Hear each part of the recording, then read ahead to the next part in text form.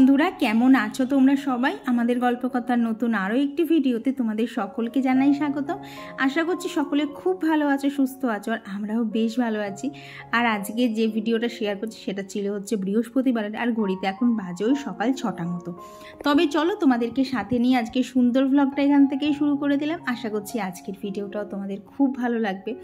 আর আমাদের প্রত্যেকটা গৃহবধূর কাছেই কিন্তু বৃহস্পতিবার মানেই হচ্ছে এক্সট্রা কাজের চাপ, কারণ ঠাকুর ঘরে পুজোটা দিতেই তো অনেকটা সময় লেগে যায়। তারপর ধরো ঠাকুরের বাসন মাজা থাকে, তো সেগুলো করতে তো অনেকটাই সময় লাগে। তো সেই জন্য না দেখো তাড়াতাড়ি উঠে সমস্ত কাজ আর কি বাসি কাজ ছেড়ে নাইটিটা চেঞ্জ করে সোজা চলে এসেছি ঠাকুর ঘরে। তবে এখন আমি গোপুসোনাকে ঘুম থেকে তুলবো না, তো সকালবেলা ঠাকুর ঘরে আসার মেন কারণ হচ্ছে এই যে ঠাকুরের বাসন, এগুলোকে এখন সমস্ত তেঁতুল দিয়ে মেজে রাখবো। কি বলো তো, বেলার দিকে করতে গেলে না এখানটাতে প্রচণ্ড রোদ চলে আসে, তখন তো করাই যাবে না, একদম মানে পুরো সেকে কালো হয়ে যাব। তো তখন যেহেতু করতে পারবো না, তাই দেখো সকালবেলা বসে বসে তেঁতুল দিয়ে সমস্ত বাসনগুলো এরকম একদম চকচকে করে মেজে নিয়েছি। দেখবে এরকম চকচকে বাসনে কিন্তু পুজো করতে দারুণ লাগে। কিন্তু ওই যে পিতলের বাসনের একটাই অসুবিধা, 2-3 দিন একটু যদি তেঁতুল না দেওয়া হয় ওই রকম কালচে টাইপসের হয়ে যায়। তো ওই যে এদিকে তো ঠাকুরের পর্দাটা খুলে দিয়েছি, ওখানে দেখো গোপুসোনা এখনও ঘুমোচ্ছে। গোপুসোনাকে আমি এখন তুলবো না, কৌশিক এসে পরে করবে, কারণ এদিকে আমার এখন প্রচণ্ড তাড়া লেগে গেছে। কারণ সকালবেলা না ওখানে বাসন কটা মাজতে গিয়ে প্রায় 20-25 মিনিট গেছে।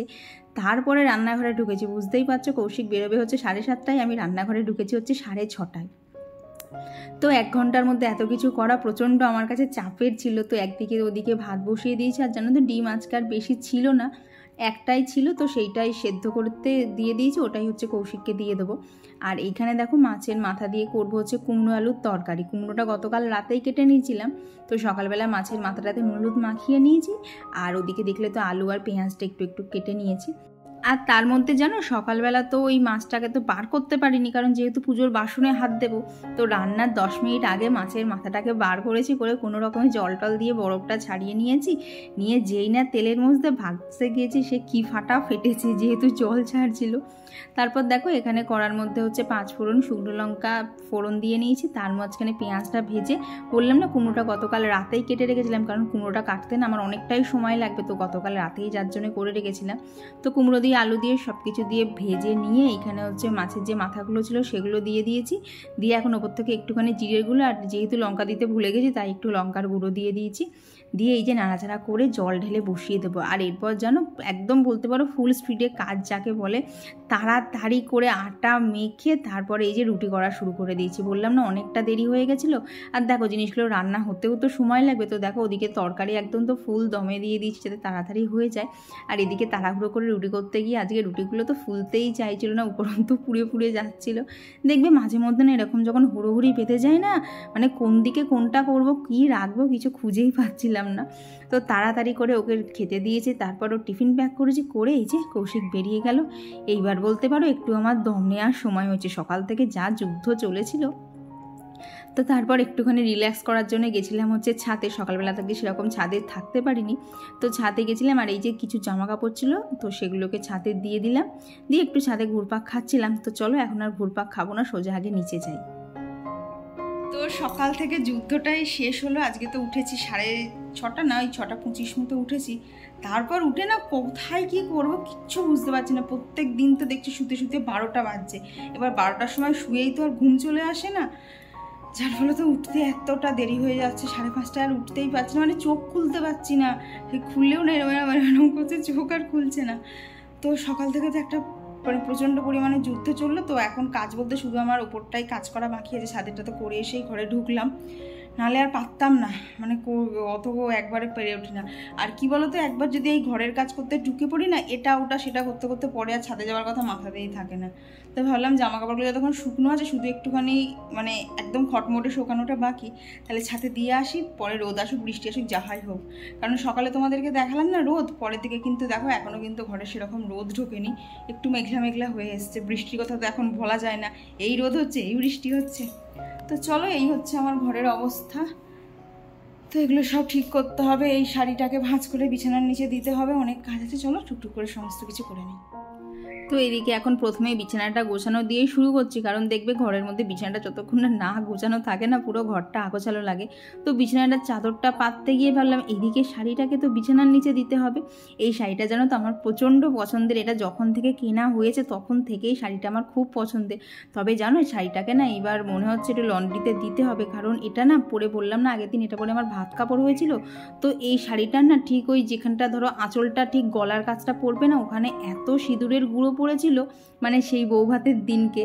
তো সেই সিঁদুরের গুঁড়ো টুড়ো এখনও সব হয়ে না কেমন যেন দাগ দাগ হয়ে যাচ্ছে, মানে অলরেডি দাগ হয়ে গেছে। তো ভাবছি আর একবার দুবার পরেই না এটাকে লন্ড্রিতে দিতে হবে, কেমন যেন লাগছে আর কি। যখনই শাড়িটা পরছি না সামনের কাছটা যদি এরকম সিঁদুরের গুঁড়ো গুঁড়ো পড়ে থাকে। ব্যাপারটা কী হয়েছিল বলো তো, ওই যখন একদম নতুন বিয়ে হয়েছিল তখন বলেছিল যে তুমি যখন সিঁদুর পরবে তোমার সামনে যতজনা থাকবে সবাইকে নাকি সিঁদুর পরাতে হবে। এইবার আমি যখন আমার এই ঘরটাতে রেডি হচ্ছি, এই যে খাটটা দেখছো খাটটাই না মানে আর পুরো ঠাসাঠাসি লোক বসেছিল, আর প্রত্যেকেই মহিলা ছিল, যার ফলত তখন ধরো নিজেই নতুন সিঁদুর পরছে, নিজেরই সিঁদুর এদিক ওদিক হয়ে যাচ্ছে। তারপরে এতজনাকে সিঁদুর পরাতে হয়েছে, প্লাস ধরো তাদের সিঁথিতে সিঁদুর দিতে হয়েছিল, আবার তাদের শাখার লোহাতেও সিঁদুর দিতে হয়েছিল। এই করতে গিয়ে আমি তো নিজেও সিঁদুর মাখামাখি হয়ে গেছিলো, প্লাস আমার শাড়িটাতেও হয়ে গেছিলো। তো যাই হোক এই জন্যই শাড়িটাতে না ওই রকম হয়ে গেছে। তবে জানো তো এই রকম যখন জিনিসগুলো দেখতে পাই না তখন ওই যে পুরোনো দিনের স্মৃতিগুলো মনে পড়ে যায়, তখন কিন্তু বেশ ভালো লাগে। তো ওইদিকে ঘরটা গুছিয়েছি খানিকটা দিয়ে না এই যে চাল ধোয়া জলটা ভাবলাম এগুলোকে না আগে একটুখানি গাছে দিয়ে দেই। যা গরম পড়েছে না ওদের প্রচণ্ড জলের প্রয়োজন পড়ছে, তো ভাবলাম সকালবেলা না নর্মাল জল না দিয়ে আর কি এই জলটা দিয়ে দিই, তাহলে গাছের একটু খাবারের কাজ করবে। আর তার মধ্যে এখন করে তো কদিন আবার পিসি আসছে না, মানে বলতে পারো সকালবেলা থেকে উঠে না একটার পর একটা করেই যেতে হচ্ছে, একটুও থামলে চলবে না। তবুও বলতে পারো ঠান্ডা মাথায় সমস্ত কিছু করার চেষ্টা করি, কারণ হুটোপাটা করলেই দেখবে একটা কাজ করতে গিয়ে আর একটা কাজ গন্ডগোল হয়ে যায়। তাই জন্যই বলতে পারো একটা একটা করে সমস্ত কাজ সারার চেষ্টা করছি। তো এখানে যে জামা কাপড়গুলো আনলায় রাখা সেগুলোকে আনলায় দিয়ে দিলাম, আর এই যে নিচে তিনখানা দেখছো না এই তিনটেকে হচ্ছে আয়রন করতে হবে। তো এখন আমার আয়রন করতে ইচ্ছা করছিল না, গরম লাগছিল এত। আর কি বলো তো আয়রন করতে গেলে তো ফ্যানটা অফ রাখতে হয়, তখন আরও গরম লাগে, এমনিতেই গরমের কাজ করছি তার মাঝখানে যদি গরম লাগে তাহলে তো আর মানে বুঝতেই পারছো কী অবস্থা হবে। তো সেই জন্য ওগুলোকে এমনি ভাঁজ করে রেখে দিলাম, দেখি পরের দিকে গিয়ে ওগুলোকে আয়রন করে নেব। আর টুকটাক আজকে হাতে করে যে ডাস্টিং তো সেগুলোই করছি, কারণ বৃহস্পতিবার তোমরা বলেছো যে ঘরটর ঝাড়তে নেই। তবে এই যে ফার্নিচার টুকটাক যেগুলো আছে না আর কি, যেগুলো আমার প্রত্যেক দিন সামনাসামনি লাগে সেগুলোতে না ধুলো দেখলে খুব একটা কেমন যেন অস্বস্তিজনক লাগে। তো সেই জন্য না ওইটুকুই ডাস্টিং করেছি, বাদ বাকি তো গতকাল করেই রেখেছিলাম, সেরকম আর সময় লাগেনি। আর এখন এই যে ঘরটাকেও ভালো করে ঝাড় দিয়ে নিচ্ছি। আর এই যে ঘরটা ঝাড় দিয়ে এইদিকে যে স্পাইডার প্ল্যান্টটা দেখছো এটাকে দেবো হচ্ছে একটুখানি জানলার কাছে, যাতে ও একটুখানি হাওয়া বাতাস পায়। তো চলো এদিকে কাজ করতে করতে তোমাদের সাথে কিছু কমেন্ট শেয়ার করে নিই। আমার গত ভিডিওতে মানসী ডেলি ব্লগ থেকে দিদিভাই কমেন্ট করেছে, পিসি আসলে তোমার আর কোমরে ব্যথাটা হতো না, সব কাজ একা করছো তো তাই চাপ পড়ে যাচ্ছে শরীরে। সে আর বলতে ওপর নিচ দুটো সামলাতে সামলাতে না তার মধ্যেই গরম, বলতে পারো এক সময় না পুরো নাজেহাল হয়ে যাচ্ছি, মনে হচ্ছে সব ছেড়ে মার কাছে পালাই। তারপরে আবার মনে পড়ছে মার কাছে যে পালাবো এই যে আমার কাজ সেই দিনের শেষে আমাকেই করতে হয়, ওর থেকে বাবা মাথা গরম করে দরকার নেই, টুকটুক করে সমস্ত কাজগুলো করি। আর তুমি লিখেছো না কাজের পিসিকে ফোন করার জন্য যে আসার জন্যে, কাজের পিসি এখন আসবে না, তার কারণ হচ্ছে পিসির মেয়ের মেয়ে হয়েছে, তো তার সেই কি আতুর বলে না, তো সেই সব করছে। তো এখন তো বলেছে 4 দিন পর আসবে, তবে 4 দিনটা না কাটা অবধি বুঝতে পারছি না গো পিসি আসবে কি আসবে না। আর পিয়াসা কমেন্ট করেছো ডিমের রেসিপিটা দারুণ হয়েছে, দেখেই লোভ হচ্ছে। হ্যাঁ গো দারুণ খেতে হয়েছিল, একবার ট্রাই করো। আর এদিকে জানো সকালবেলা অ্যাকোরিয়ামের কাছে এসে তো আমার মাথায় হাত, আমি দেখছি শুধু এই মাছটা রয়েছে, কমলা মাছটাকে তো খুঁজেই পাচ্ছিলাম না। তারপরে দেখলাম ও কোথায় লুকিয়েছিল, অনেকক্ষণ বাদে ওকে দেখা পাওয়া গেল। এইবারের মাছগুলো তো অনেক দিন হয়ে গেছে, আমি বলতে পারো নিজেও না একটুখানি ভয় ভয় পাচ্ছি। এইবারের মাছগুলো প্রায় ধরো 2 মাস হয়ে গেল, যেখানে আগে না আমার মাছ 20 দিন 22 দিনে মারা যেত। তবে এবার ওদেরকে না প্রপার খাবার দিচ্ছে, তারপরে ধরো ওই যে যখনই গরম পড়ছে ওদেরকে কাঁচের ওপর আর কি জারের ওপর কাপড় চাপা দিয়ে দিচ্ছে, যাতে ওদের একটু জলটা ঠান্ডা থাকে। আমার মনে হয় এইসব করেই মাছগুলো একটুখানি ভালো আছে। তো যেহেতু 2 মাস হয়ে গেছে না তাই জন্য না একটুখানি আতঙ্কেও আছে, কারণ এইসব মাছ মনে হয় না বেশি দিন বাঁচে। তো তোমরা যদি কেউ জেনে থাকো বলো তো এইসব ছোটো ছোটো মাছগুলো হাইয়েস্ট কতদিন বাঁচে, আমার ঠিক জানা নেই। আমার মানে প্রথম এই মাছগুলো এতদিন যাচ্ছে, মানে ওই জন্য তো ওদেরকে আরও একটু যত্ন করছে যাতে ওরা আজকে আরও বেশি দিন বাঁচিয়ে রাখতে পারি। তো দেখো এখানে নিচে চলে এসেছি, এসে ওখানে মাছের নুন হলুদ মাখিয়ে নিয়েছি আর ভাজ করবো হচ্ছে মাছের ডিমের বড়া। তো সেই জন্য সেটাকেও মেখে নিয়েছি, দিয়ে এই যে মাছগুলো ভাজতে দিয়ে, যেহেতু ভাজতে একটু সময় লাগবে তো ভাবলাম সেই ভাগে আমি খেয়ে নিই। তো আমার এখানে গিয়ে ব্রেকফাস্টে রয়েছে হচ্ছে রুটি আর তার সাথে বেগুন ভাজা।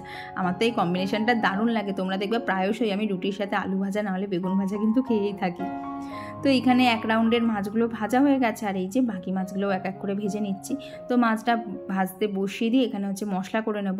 তো এখানে মশলার মধ্যে আজকে না সিম্পলের মধ্যেই করব, যেহেতু কচু আর আলু দিয়ে মাছের ঝোলটা করব তার তো একটা টেস্ট থাকবে। তো সেই জন্য না মাছের ঝোলে আজকে আর রসুন দেবো না, এই যে টমেটো আদা লঙ্কা নিয়েছি আর পেঁয়াজটা কুচিয়ে নিয়েছি, তো এইটা দিয়ে করব হচ্ছে মাছের ঝোল।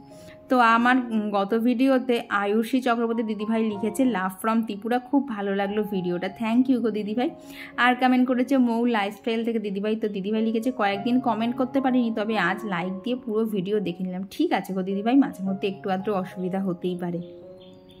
আর কমেন্ট করেছিল টুম্পা দিদিভাই। তো দিদিভাই লিখেছে তোমার ভিডিও আমি প্রতিদিন দেখি, থ্যাংক ইউ গো দিদিভাই, এইভাবেই আমার পাশে থেকো। আর কমেন্ট করেছিল বিউটিস মেকওভার লাইফস্টাইল থেকে। তো দিদি লিখেছে ডিমের রেসিপিটা খুব ভালো লাগলো। হ্যাঁ গো, তোমাদেরকে রিকোয়েস্ট করছি তোমরা প্লিজ একবার খেয়ে দেখো, দারুণ লাগে। দেখো বাড়িতে তো সব দিন তো মাটন রান্না করা সম্ভব হয় না, কিন্তু এইভাবে মাটনের চর্বি দিয়ে যদি ডিমের কারি করা যায় না, একদম বলতে পারো পুরো মাটনের মতো টেস্ট লাগে। ভাত যে কোথা দিয়ে উঠে যাবে সেটা ধরতেই পারবে না। আর রিয়াসিনো দিদিভাইও লিখেছে যে ডিমের রেসিপিটা তো দেখেই খেতে ইচ্ছা করছিল, এমনিতেই আমার ডিম খুব প্রিয়, আর এইভাবে একদিন বানিয়ে খেতে হবে। হ্যাঁ গো, একদিন বানিয়ে খেয়েও দারুণ হয় খেতে। তো ওদিকে রান্নাটা করতে করতে দেখো এদিকে অনেক বাসন জমেছিল, সেগুলো সমস্ত বসিয়ে দিয়েছি আর কি। রান্না করতে করতে না এখানে কচুগুলোকে ভাজতে দিয়েছিলাম। কচুগুলো যেহেতু ভাজতে অনেকটা সময় লাগে, তো সেই জন্য ভাবলাম সেই ফাঁকে বাসনটা মেজে নেই, নাহলে না পরে আবার দাঁড়িয়ে দাঁড়িয়ে বাসন মাজতে গেলে খুব অসহ্যও লাগবে। এদিকে কি হলো বলো তো, আমার একটা কাজে কিন্তু দুটো কাজ হয়ে গেছে। তো আর গত ভিডিওতে কমেন্ট করেছিল প্রিয়াঙ্কা রয়সের দিদিভাই। তো দিদিভাই লিখেছে খুব পরিপাটি গোছানো একটা মিষ্টি মেয়ে তুমি, আমি প্রতিদিন তোমার ভিডিও দেখি, থ্যাংক ইউ গো দিদিভাই। আর কমেন্ট করেছিল রাখিপাল দিদিভাই। আর সুরবিদি লিখেছে আজকেই ডিম বানালাম, আগে জানলে এইভাবে বানাতাম। ঠিক আছে গো, একদিন মিস গেছে তো কি হয়েছে, পরের দিন বানিও। তবে কি বলো তো, মাটনের চর্বি দিয়ে করা তো এটা বেশি খাওয়া ঠিক না, ওই মাসে 1-2বার ঠিক আছে, বেশি খেলে আবার শরীর খারাপের একটা সমস্যা থাকে। আর তুমি লিখেছো না যে শ্বশুরমশাই ঝোল খেয়েছে কি না, না গো শ্বশুরমশাই, আমি এই যে মাছের ঝোলই করি, মাংসের ঝোলই করি, ডিমের ঝোলই করি, কোনো ঝোলই উনি খান না। তো বাপি হচ্ছে ডাল দিয়ে ভাত মেখে খায়, আর সাথে যে জিনিসগুলো হয় তার শুধু ওপর থেকে মানে ধরো যদি কোনো তরকারি হয় তরকারির সবজিগুলো তুলে নিল, কিংবা ধরো এই যেমন ধরো মাছের ঝোল করেছি এর থেকে মাছ আর কচুটাই তুলে দিয়েছি, আদার্স ঝোল কিন্তু বাপি খাবে না। তো আর গত ভিডিওতে কমেন্ট করেছিল লোপামুদ্রা দি, আর দিদিভাই লিখেছে খুব সুন্দর লাগছে রাধা মাধবকে, থ্যাংক ইউ গো। আর তুমি লিখেছো না তোমার হেয়ারটাও বেশ বড় হয়ে গেছে। হ্যাঁ গো, ওই মানে এমন বড় হয়ে গেছে না, আমার সত্যি কথা বলতে যা গরম না, আমার এক এক সময় মনে হচ্ছে চুলকটাকে কেটে ফেলি, কিন্তু আমার না খুব মায়ায় পড়ে আছে যে আস্তে আস্তে তো এতটা বড় করেছি, আবার কাটবো। তবে ইচ্ছা আছে পুজোর আগ দিয়ে একটুখানি নিচটা ট্রিমিং করে নেবো, নাহলে না নিচের দিকগুলো কেমন একটা হয়ে গেছে। আর কমেন্ট করেছিল আমাদের ছোট্ট সংসার থেকে। আর পিয়ালি দিয়ে দিদিভাই লিখেছে নিউ রেসিপি, তোমার video always beautiful, thank you গো। আর কমেন্ট করেছিল অনুশ্রী মুখার্জি দিদিভাই। তো দিদিভাই লিখেছে আমি প্রতিদিন দেখি, তবে কমেন্ট করা হয় না কারণ ভিডিওটা আমি টিভিতে দেখি। হ্যাঁ গো, আমিও যাদের ভিডিও টিভিতে দেখি না তাদেরকে মানে কমেন্ট করতে গেলে অসুবিধা হয়ে যায়। তো এদিকে দেখো রান্নাবান্নার সমস্ত কিছু সেরে নিয়েছি, আর রান্না করতে করতে না ঘর দুটো মুছে নিয়েছি। এখন শুধু রান্নার পরে এইদিকে যে ডাইনিং এরিয়া দিয়ে, তারপরে ধরো রান্নাঘর দিয়ে, এইদিকে সাইডে যে গলি অংশটা রয়েছে এইটুকু মুছলেই কিন্তু নিচের কাজ শেষ। আর যেহেতু আজকে বৃহস্পতিবার, তাই ভাবলাম ওপরে এসে একটু আজকে দম নিলে হবে না, মানে নিচটা মুছেই সরাসরি আবার ওপর মুছতে চলে গেছি। তাহলে বুঝতেই পারছো সারাদিনে ঠিক কী পরিমাণ চাপ যাচ্ছে। মানে পিসি আসলে পিসি ওই কী বলো তো, দেখলে মনে হয় যে শুধু নিচে ঘর মুছছে আর বাসন মাজছে, কিন্তু সেগুলোই কাজের ফাঁকে করতে যে আমার কী কষ্ট হয় সেটাই হচ্ছে বলার। ওই জন্যই বলতে পারো পিসিকে রাখা। আগে তো পিসিকে মানে পিসি আগে ছিল না, তবে রিসেন্ট যখন থেকে আমার মানে অতিরিক্ত কাজ করি না, শরীর খারাপ করছে, তবে থেকে পিসিকে রাখা হয়েছে। আর কমেন্ট করেছিল নিবেদিতা ব্যানার্জি দিদিভাই। আর কমেন্ট করেছিল কেয়া সাহা। তো দিদি লিখেছে যে ওটা কোয়া না, ওটা কেয়া হবে, হয়তো জানো তো দিদিভাই ওটা হয়তো স্লিপ অফ টাং হয়ে গেছে। কী বলো তো, কাজের ফাঁকে না এই গরমের মধ্যে তাড়াতাড়ি ভয়েস ওভার দিতে গিয়ে না মাঝে মধ্যে একটুখানি ওরকম হয়ে যাচ্ছে। তো দিদিভাই প্লিজ কিছু মনে করো না, আমি পড়েওছি, আমি জানিও তোমার নাম কেয়া সাহা, কিন্তু হয়তো বা একটু ভুল হয়ে গেছিলো, প্লিজ ছোটো বোন বলে ক্ষমা করে দিও। আর কমেন্ট করেছিল ঘরকন্যা সুস্মিতা থেকে। তো দিদিভাই লিখেছে আকন্দ গাছের মাথাটা কেটে দিও, তাহলে গাছটা আরও ঝোপালো হবে। হ্যাঁ গো দিদিভাই, কাটবো। গাছটায় নতুন ফুল এসছে, তো কয়েকটা ফুল একটুখানি তুলে মহাদেবকে পুজো দিয়ে নিই, তারপরে আবার ওর মাথাটা কেটে দেবো। কি বলো তো, গাছে প্রথম ফুল এসছে, এখন কি মাথাটা কাটতে ইচ্ছা করবে বলো তো? আর তুমি লিখেছো না অপরাজিতার একটা গাছ যাও বা বার ছিল, পায়রা এসে গোড়া থেকে কেটে দিয়ে গেছে। হ্যাঁ গো, আমি যখন আঙ্কেলেশ্বরে থাকতাম আমার একটা ওরকম অ্যালোভেরা গাছ ছিল, তো গাছটা যেই একটুখানি বেড়েছে পায়রাতে যেন সেই গাছটাকে তো ভেঙে দিয়েইছে, প্লাস সেই গাছের গোড়ায় একটা ডিমও পেড়ে দিয়ে গেছিলো। সে কি অবস্থা জানো না। তো যাই হোক, দেখো এদিকে স্নান করে কিন্তু একদম সোজা ঠাকুর ঘরে চলে এসেছি। তো ওদিকে ঠাকুরের থালাও সাজানো হয়ে গেছে। এখন এই যে ঠাকুরের যে আর কি মা লক্ষ্মীর যে ঘরটা, সেটাকেই ভালো করে পেতে নিচ্ছি। আমার যে এই ঘর পাততে কী ভালো লাগে না, দেখবে বৃহস্পতিবারের সমস্ত বাসনগুলো একদম চকচক করে, ফুলগুলো সব টাটকা থাকে, পুজো দিতেই যেন খুব ভালো লাগে। আর এই কদিন ধরে না গাছে তো দেখছো সেরকম একটা ফুল ফুটছে না, তাই এই কেনা ফুলই ভরসা। আবার যে কবে আমার গাছগুলোতে ভরে ভরে ফুল ফুটবে কে জানে। আর কমেন্ট করেছিল এমডি মানিক থেকে দিদিভাই, আর পিউ মণ্ডল দিদিভাই লিখেছে আমি তোমার ভিডিও দেখি খুব ভালো লাগে, আমার নামটা নিও। এই দেখো পিউ দিদিভাই, তোমার নামটা নিয়েছি। তুমি যদি আজকের ভিডিওটা দেখে থাকো প্লিজ কমেন্টে জানিও। তো দেখো তোমাদের কথার সাথে গল্প করতে করতে কিন্তু আমার সমস্ত ঠাকুরের এখানে যা গোছ গাছের কাজ ছিল সবটাই হয়ে গেছে। এখন শুধু ঠাকুরকে মানে শান্ত মনে ফুল দিয়ে একটু সাজিয়ে নিচ্ছি, যদিও খুব একটা বেশি ফুল নেই। কি বলো তো, বেল ফুল গাছটায় এখন ফুল ফুটছে না। তারপরে একটা যে দেখো না হলুদ কালারের জবা থাকে, সেই জবা গাছটাতেও না দেখছি বৃষ্টি পড়ার পর থেকে না সেইভাবে ফুল ফুটছে না, যার জন্য বলতে পারো সেইভাবে না ঠাকুরকে আর সাজানো যাচ্ছে না। ওই গাছে নয়নতারা ফুল ফুটছে, তো ওই সব দিয়েই একটু ঠাকুরকে সাজিয়ে নিচ্ছি। তবে আজকে যেহেতু কেনা ফুল ছিল না, আজকে অনেকগুলো নীলকণ্ঠ দিয়েছিল। আর ঠাকুরের মাথায় দেখলে না যে কলকে ফুলটা দিয়েছে, ওটা কিন্তু গাছেই ফুটেছে। সেই যে দেখেছিলেন একটা মোড়া টাইপসের গাছ আছে, ওই গাছটাকে জানো তো আমি কোনো সেরকম যত্ন করি না, কিন্তু তবুও ফুল আমাকে দিয়েই যাচ্ছে। তো এই যে এখন পাঁচালিটাও করে নিচ্ছি। আর বলতে পারো এইভাবেই সেই সকাল থেকে উঠে এই সব শেষ হলো। আর বলতে পারো সকাল থেকেই একটানে এত কিছু করে না দুপুরবেলার দিকে সত্যি আমার এনার্জি থাকে না। কি বলো তো, ঘুম না আসলেও না মনে হয় একটুখানি এবার রেস্ট নেই, কোমরটা এত যন্ত্রণা করে। আর তোমরা তো জানো এমনিতেই আমার কোমরে ব্যথার সমস্যা আছে, যখন তখন যন্ত্রণা শুরুই হয়ে যায়। গুড আফটারনুন সকলকে। তো আমি তো এসেছিলাম ছাদে এখন গাছে জল দিতে, এসে দেখি নিঃশব্দে বৃষ্টি হচ্ছে। দেখো এদিকে তো ওদের বাড়ির ছাদে অনেক জামা কাপড়ও মেলা, আমাদের ছাদে সেরকম কিছু নেই। বৃষ্টিতে না পাটা ভিজিয়ে ব্যাপক লাগছে। ভেবেছিলাম গাছে জল দিতে, ভেবেছিলাম না গাছে জল দিতেই এসেছিলাম, কিন্তু জল তো থেকেই পড়ছে। তো আজকে আমাকে আর জল দিতে হবে না। আজকে জানো তো এমনিতেও বৃষ্টি হবে, তার কারণ আজকে হচ্ছে গঙ্গা পুজো, যেটাকে দশহরা বলে। তো এ বাড়িতে তো সেরকম কোনো নিয়ম নেই, বাট আমার মার বাড়িতে আজকে হচ্ছে পান্তা ভাত খাওয়া। তো ভেবেছিলাম মার কাছে যাব, দেখি পরের দিকে শরীর দিলে যাব, নাহলে যাব না, ভালো লাগছে না যেতে। ইচ্ছা করছে মার ওখানে যাই, কিন্তু আমার বেরোতে ইচ্ছা করছে না, এটাই হয়েছে সমস্যা।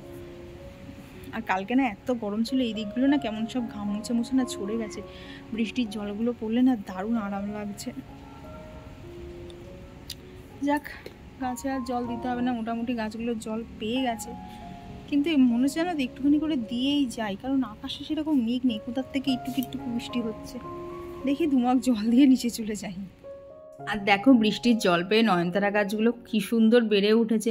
তবে জানো তো ছাদে যেহেতু অনেকগুলো কালারের নয়নতারা আছে, আমি বুঝতে পারছি না ওই গাছগুলোতে আপাতত কি ফুল ফুটবে। তবে ওইখানে যে টবটা ছিল ওটাতে যেহেতু একটা ডিপ কালারের নয়নতারা ছিল, তো আশা করছি সেইটাই ফুটবে। আর যদি ফোটে না, জানো তো ওই যে টবগুলোতে পিটুনিয়া লাগিয়েছিলাম, পিটুনিয়া গাছগুলোতে সব মারা গেছে, ওদেরকে জানো তো বাঁচাতে পারলাম না। তো ভেবেছি ওই টবগুলোতে না আপাতত এই নয়নতারাগুলো লাইন দিয়ে দেবো, তাহলে ঠাকুরকে প্রত্যেক দিন সুন্দর করে সাজাতে পারবো। তো তারপর নিচে এসে এই যে সন্ধে দিয়ে দিচ্ছি। আর আজকে তো বৃহস্পতিবার, তো আজকে সন্ধে দেওয়ার পরে ধুনো দেওয়ারও ব্যাপার ছিল। তো এই জন্য দেখো ঠাকুরের ওখানে ধুনোটা দেখিয়ে সারা বাড়িতে এই যে ধুনো দেখিয়ে নিচ্ছি। তো এরপরে জানো তো আর ভালো লাগছিল না, যার জন্য আর ভিডিও করা হয়নি। তো চলো আবার তোমাদের সাথে পরে দেখা হচ্ছে। তো আবার অনেকক্ষণ পরেই তোমাদের সাথে দেখা হচ্ছে। ঘড়িতে এখন বাজে হচ্ছে 11:20। আজকে একটু তাড়াতাড়ি হয়েছে, কারণ আজকে কৌশিক আগের ট্রেনে এসছে, তাও আরও আগে হয়ে যেত। তো আজকে না আমাদের এখানে গঙ্গা পুজোর মেলা হয়েছে, তো আমি ভেবেছিলাম যাব, কিন্তু আর যেতে ইচ্ছা করলো না। তো মা আমার জন্যে মেলার গরম গরম জিলিপি পাঠিয়েছিল, তো সেগুলো বোন দিতে হলো। তো যার জন্য নিচে অনেকক্ষণ বসেছিলাম, কথা বলতে পারছি না গো। এইগুলো পুরো চামড়াগুলো কেমন যেন হয়ে গেছে। এখন বোরোলিন দিয়ে এই সাইডটা পুরো শুতে হবে, যা গরম দিচ্ছে না, কথা বলবো কি এই চামড়াগুলো পুরো টান ধরছে। তো তোমাদেরকে সকালে বলেছিলাম না জামা কাপড়গুলো আয়রন করতে হবে, কিন্তু আর ভালো লাগেনি, আয়রন করিনি। দেখি কালকে করবো, কখন করবো জানি না, তবে কালকে করতেই হবে, আর জমালে চলবে না, নাহলে পরে অসুবিধায় পড়ে যাবো। তো চলো আজকের ভিডিওটা এখানেই রাখছি। ভিডিওটা তোমাদের কেমন লাগলো অবশ্যই জানিও, ভালো লাগলে প্লিজ একটা লাইক করে দিও। তো চলো আজকের জন্য টাটা।